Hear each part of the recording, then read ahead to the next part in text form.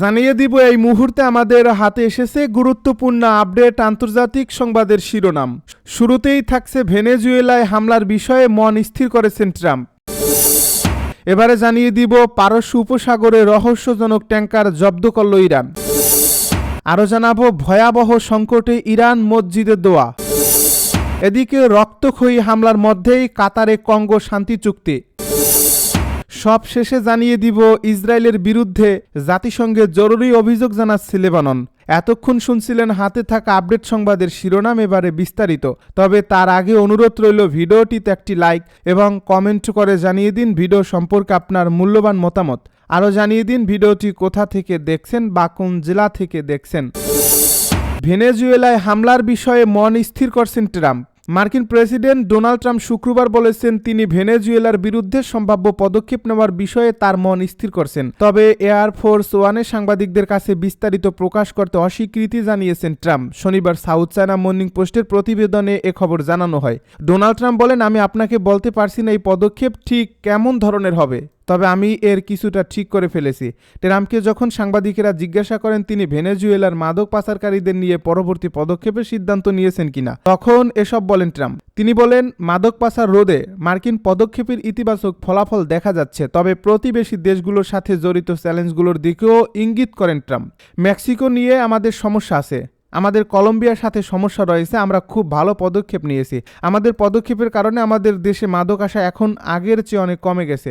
গত 2 মাসে মার্কিন সামরিক বাহিনী দক্ষিণ আমেরিকা থেকে মার্কিন যুক্তরাষ্ট্রে মাদক পরিবহনের দাবি করা কমপক্ষে 21টি জাহাজে মারাত্মক হামলা চালিয়েছে, যদিও তারা চোরা চালানের সাথে জড়িত থাকার প্রমাণ দেয়নি, যার ফলে 80 জন নিহত হয়েছেন বলে জানা গেছে। ভেনেজুয়েলা সম্প্রতি হামলার প্রতিক্রিয়ায় সারা দেশে নিয়মিত সামরিক ইউনিট এবং বেসামরিক মিলিশিয়াদের একত্রিত করছে। মার্কিন প্রতিরক্ষা সচিব পিট হেগসেথ বৃহস্পতিবার ঘোষণা করেছেন আমেরিকা আমাদের গোলার্ধ থেকে মাদক সন্ত্রাসীদের অপসারণের জন্য অপারেশন সাউদার্ন স্পিয়ার নামে একটি নতুন মিশন শুরু করবে। হেগসেথ এক্সে লিখেছেন, প্রেসিডেন্ট ট্রাম্প ইতিমধ্যেই পদক্ষেপ নেওয়ার নির্দেশ দিয়েছেন এবং যুদ্ধ বিভাগ তা বাস্তবায়ন করছে। পারস্য উপসাগরে রহস্যজনক ট্যাঙ্কার জব্দ করল ইরান। পারস্য উপসাগরে রহস্যজনক ট্যাঙ্কার জব্দ করেছে ইরান। ইসরায়েলের সঙ্গে যুদ্ধবিরতির পর প্রথমবারের মতো ট্যাঙ্কার জব্দের ঘটনা এটি। ট্যাঙ্কারটিতে অনুমোদনহীন কার্গো পরিবহনের অভিযোগ করা হয়েছে। শনিবার সিএনএনের এক প্রতিবেদনে এই তথ্য জানানো হয়েছে। প্রতিবেদনে বলা হয়েছে ইরানের ইসলামিক রেভলিউশনারি গার্ড কর্পস পারস্য উপসাগরের জলসীমায় সিঙ্গাপুরগামী পেট্রোকেমিক্যাল কার্গোবাহী একটি ট্যাঙ্কার জব্দ করেছে। শনিবার রাষ্ট্রীয় গণমাধ্যম বিষয়টি নিশ্চিত করে। এর একদিন আগে মার্কিন কর্মকর্তা ও সামুদ্রিক নিরাপত্তা সূত্র জানিয়েছিল ইরানি বাহিনী ওই তেলবাহী ট্যাঙ্কারটিকে থামিয়ে ইরানের আঞ্চলিক জলে সরিয়ে নিয়েছে। জুন মাসে ইসরায়েল মার্কিন যুক্তরাষ্ট্রের ইরান বিরোধী হামলার পর এটাই প্রথম ট্যাঙ্কার জব্দের ঘটনা। রাষ্ট্রীয় টেলিভিশনের বরাতে আইআরজিসি এক বিবৃতিতে জানায় ট্যাঙ্কারটি অনুমোদনহীন কার্গো বহনের কারণে বিধি লঙ্ঘন করছে, তবে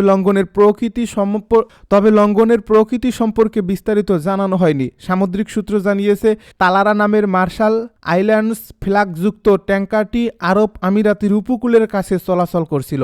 এটি শারজাহ থেকে সিঙ্গাপুরে যাওয়ার পথে উচ্চ সালফারযুক্ত গ্যাস অয়েল বহন করছিল।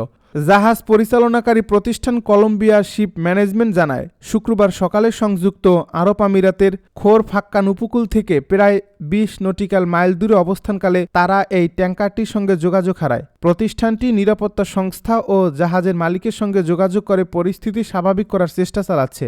জাহাজটির মালিকানায় রয়েছে সাইপ্রাস ভিত্তিক পাশা ফাইন্যান্স।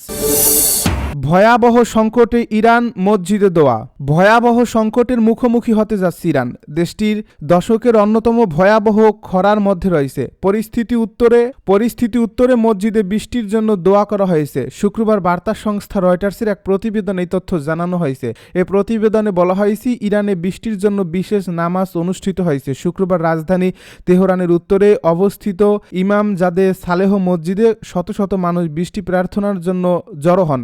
স্থানীয় কর্মকর্তাদের তথ্য অনুযায়ী এবছর তেহরানে বৃষ্টিপাত 100 বছরের মধ্যে সর্বনিম্ন পর্যায়ে নেমেছে। দেশের অর্ধেক প্রদেশে দীর্ঘ কয়েক মাস ধরে এক ফোঁটাও বৃষ্টি হয়নি। তীব্র পানি সংকট মোকাবিলায় সরকার রাজধানী তেহরানের 1 কোটি বাসিন্দার জন্য পর্যায়ক্রমে পানির সরবরাহ বন্ধ রাখার সিদ্ধান্ত নিয়েছে। পানির খরচ কমাতে এ সিদ্ধান্ত নেওয়া হয়েছে।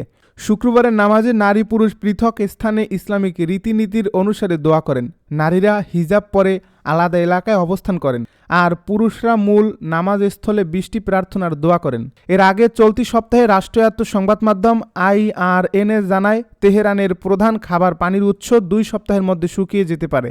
শহরটির পানি সরবরাহকারী সংস্থার পরিচালক বেহজাত পারসা বলেছেন, শহরের প্রধান জলাধারার আমির কাবির বাঁধে বর্তমানে মাত্র 1,40,00,000 ঘনমিটার পানি রয়েছে। বর্তমানে এটি মাত্র আর 14 দিন তেহরানকে পানি সরবরাহ করতে পারবে। তেহরান প্রদেশ দীর্ঘমেয়াদী খাবার কবলে পড়ছে, যা অঞ্চলটিকে গত কয়েক দশকের মধ্যে সবচেয়ে গুরুতর পানি সংকটের মুখে ফেলেছে।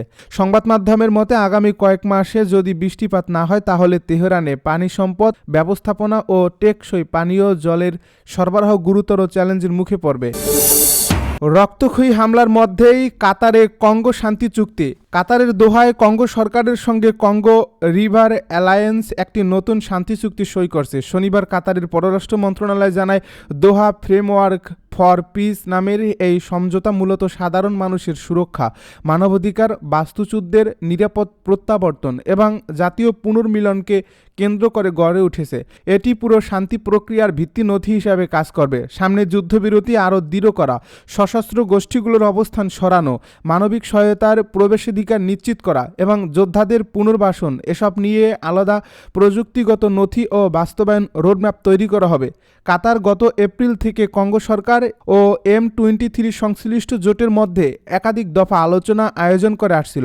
জুলাইয়ে উভয় পক্ষ একটি যৌথ নীতিমালা গ্রহণ করে এবং সম্ভাব্য যুদ্ধবিরতি পর্যবেক্ষণের প্রক্রিয়াতেও সম্মত হয়। তবে সংঘাতের মূল কিছু বিষয় এখনও অমীমাংসিত।